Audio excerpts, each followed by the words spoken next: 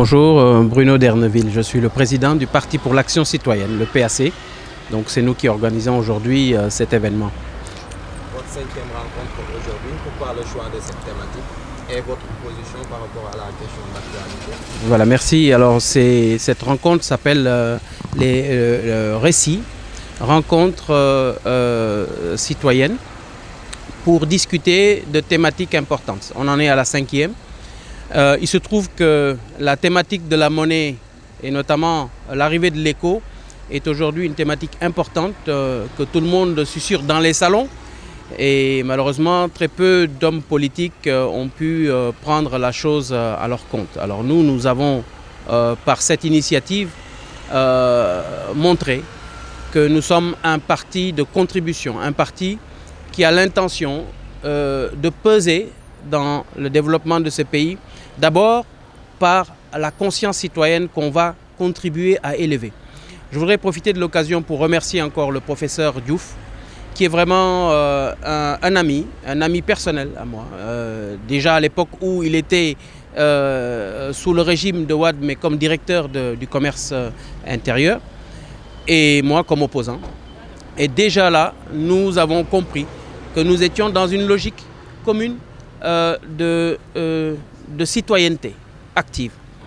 Donc le remercier pour sa brillante prestation et remercier également son neveu qu'il a fait venir pour nous aider dans cette discussion sur la monnaie. Alors cette thématique aujourd'hui elle nous a renforcés dans notre vision.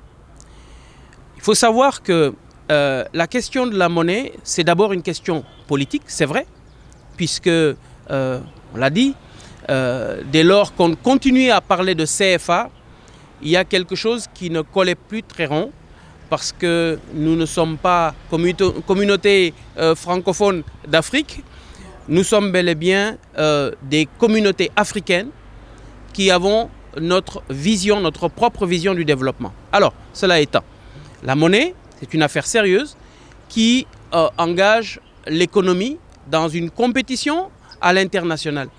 Et pour cela, cette monnaie nécessite une gestion rigoureuse. Les pro-CFA, jusqu'à présent, d'ailleurs, leur argument, c'était de dire le CFA est bien géré, nous avons de bons indices macroéconomiques et tout ça grâce à une organisation bien tenue, contrairement à ce qu'on voit dans la sous-région. C'est vrai.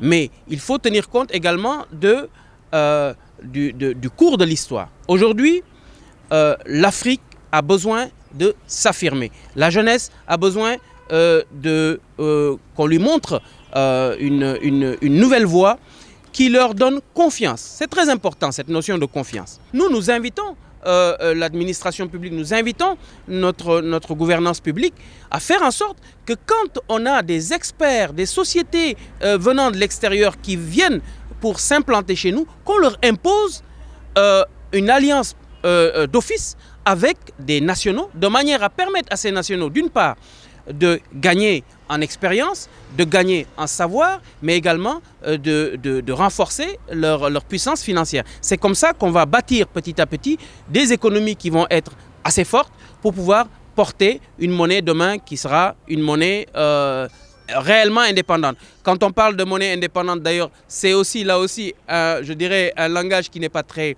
très propre. Pourquoi? Parce que, évidemment, on sait que les monnaies sont adossées à soit une monnaie de référence qui est plus stable, ou alors à un panier de monnaie.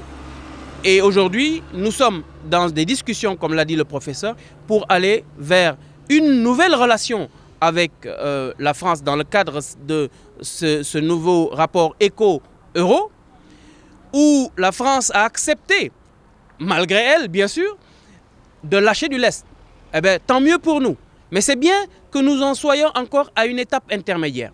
Et l'étape suivante, c'est bien sûr d'amener nos États, nos autorités, notre gouvernance monétaire à être rigoureuse. À être rigoureuse de manière à ce qu'on ne rentre pas dans une logique de planche à billets plus tard. Déjà, un.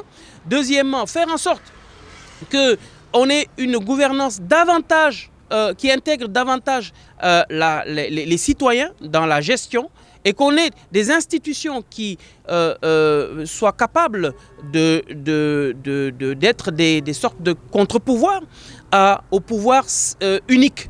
On a tellement reproché nos États d'avoir des présidences trop fortes où le chef de l'État peut décider ce qu'il veut quand il le veut et plutôt piloter même les institutions comme des marionnettes. Et bien ça, c'est des situations dangereuses. Il faut donc que nous travaillions à renforcer nos institutions de manière à avoir plus d'équilibre dans les décisions. Ainsi, petit à petit, on arrivera, je crois, à faire en sorte d'avoir des États réellement indépendants, dans le sens où ils prennent leurs propres décisions en mettant en avant leurs propres intérêts.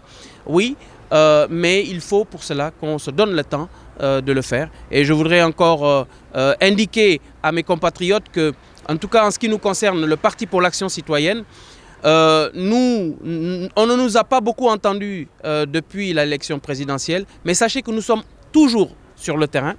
Nous travaillons actuellement dans le cadre de la coalition Jotna avec le président Ousmane Sonko et d'autres partis.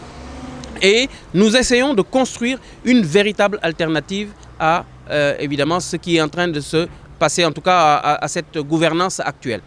Nous espérons pouvoir obtenir la confiance des populations de manière à pouvoir venir avec peut-être probablement une nouvelle approche, où l'approche sera certainement beaucoup plus ouverte, beaucoup plus intégrante que ce qui est aujourd'hui le cas, mais surtout une approche qui sera beaucoup plus proche de nos intérêts à nous. C'est ce qu'on appelle le patriotisme, patriotisme économique, patriotisme social, patriotisme politique également. Nous avons pris soin de recueillir les éléments de la présentation du professeur, que nous allons partager en interne à nouveau, que nous allons probablement partager également avec la coalition Jotna, puisqu'on a quelques membres qui sont venus, mais pas tous. Et nous aurons probablement d'autres occasions de discuter de la question de l'éco, puisque, comme nous le savons, les discussions au niveau éco ne sont pas encore terminées, notamment sur les questions liées à la parité et autres, et peut-être sur la question même liée à l'impression du billet éco. Je pense que tout cela, ce sont des questions que nous aurons à discuter prochainement. En tout cas, nous sommes toujours ouverts à des sollicitations également des populations qui pourraient nous inviter à parler de tel ou tel souci qui concerne bien sûr l'intérêt public.